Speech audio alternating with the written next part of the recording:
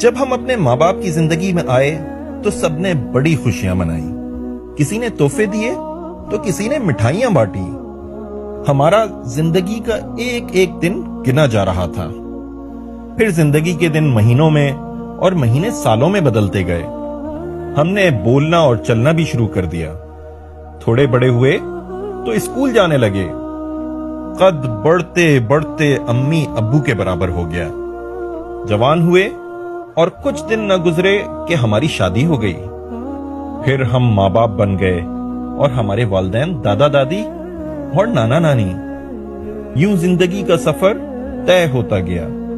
ہم جوان ہوتے گئے اور ہمارے والدین بوڑھے.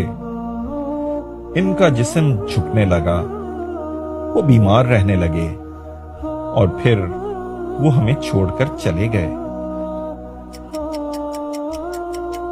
اگلی باری ہماری ہے اور ایک دن ہم بھی یوں ہی اپنے بچوں کو چھوڑ کر چلے جائیں گے. گویا زندگی ایک سفر ہے اور ہم سب مسافر. کچھ دیر مسافر ساتھ ساتھ ہوتے ہیں, پھر باری باری اپنی منزل کو پہنچتے جاتے ہیں. زندگی کا سفر چلتا رہتا ہے اور مسافر بدلتے رہتے ہیں. لیکن ہم نادانی میں سفر ہی کو منزل سمجھ بیٹھتے ہیں. دیکھیے تو صحیح, ہم نے سفر کے دوران بڑے بڑے گھر بنائے, جائیدادیں جمع کی, سلطنت و اقتدار کے لیے ظلم کیے, لیکن ایک دن ان سب کو چھوڑ کر ہمیں چلے جانا ہے. ہماری مثال اس مسافر کی سی ہے جو 2 دن کو سفر پر نکلے لیکن ساتھ سامان 2 سال کا باندھ لے. زندگی کی ناپائیداری کو اللہ کے رسول صلی اللہ علیہ وسلم نے ایک بڑی خوبصورت نصیحت کے ساتھ سمجھا کر سمندر کو کوزے میں بند کر دیا. دنیا میں ایسے رہو جیسے کہ اجنبی ہو یا ایک مسافر.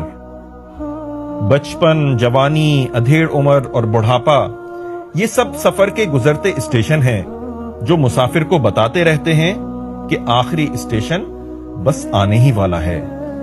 ان گزرتے اسٹیشنوں سے ہم یہ دھوکہ نہ کھائیں کہ ابھی بڑا سفر باقی ہے. سفر بڑا قلیل ہے اور منزل آیا ہی چاہتی ہے. بس عقل مند مسافر وہ ہے جو قلیل زاد راہ کے ساتھ منزل کے حصول میں کوشاں رہے, جس کا حصول اللہ کی خالص بندگی اور اس کے رسول صلی اللہ علیہ وسلم کی مکمل اتباع میں ہے.